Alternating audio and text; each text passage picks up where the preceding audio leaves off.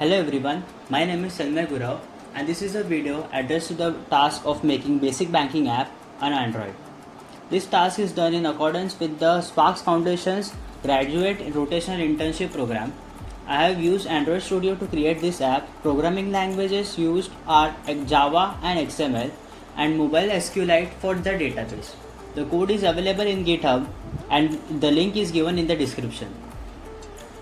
Dummy users have been entered in the database as shown with the basic information like phone number, name, balance, email, account number and IFSC code. Here is a demo of the app. This is the splash screen. This is the home screen. Now view users button. Here are all the dummy users displayed in the card-like fashion.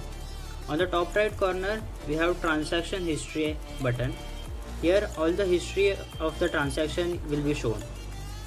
Now when we click on any user, the user data is shown along with the balance.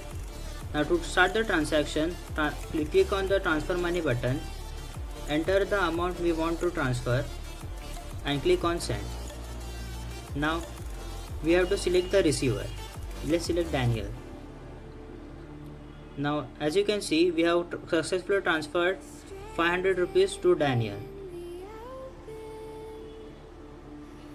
Again, starting a transaction, selecting transfer money, and this time I am clicking on cancel. You will be prompted, do you want to cancel the transaction? If I click on no, the enter amount is prompted again.